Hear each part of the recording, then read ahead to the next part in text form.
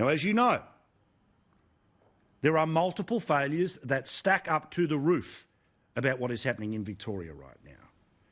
We know the situations when it comes to 10,000 people who were able to hide behind the human rights bill that was put in place by this government to be able to say, no, we don't have to take a coronavirus test. OK, jog on.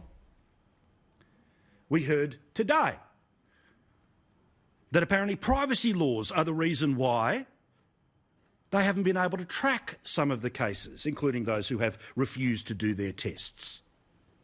We learnt today even more about the craziness going on in the hotels that were being policed not by the police, but instead being policed by those security guards, the ones hired with 5 minutes' notice and given less than 5 minutes' training.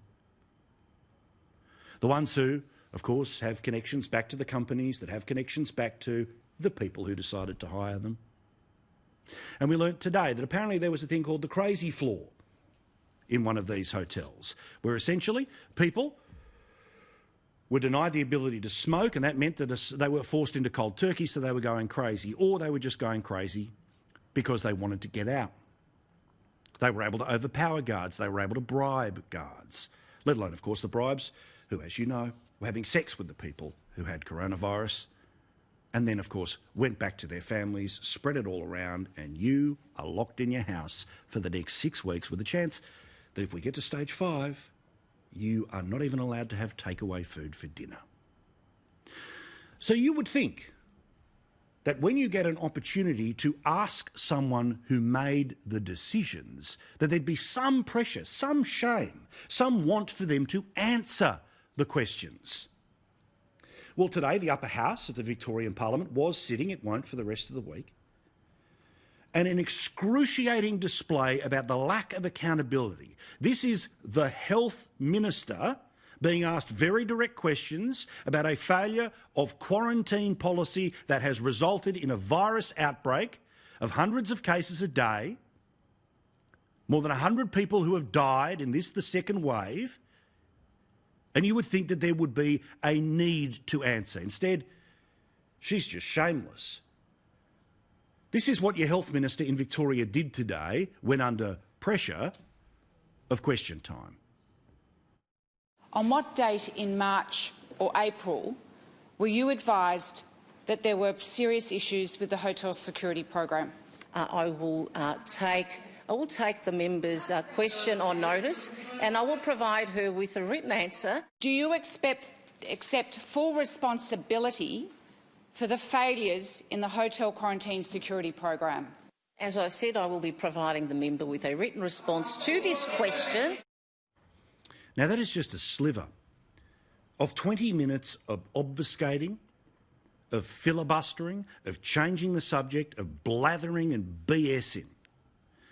Most of the time was spent saying that we shouldn't be in the parliament in the first place. We shouldn't be here answering the questions, heavily socially distanced, and all the rest of it.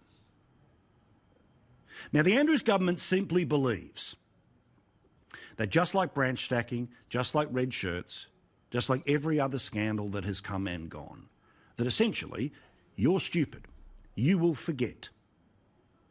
And despite the fact that we have a system called the Westminster system where the minister is ultimately accountable for the failures or the successes of government decisions, they think they can simply bat this one out. They think that anyone who criticises the decisions of the government is somehow just as bad as the anti-maskers. Well, you know my view of the anti-maskers.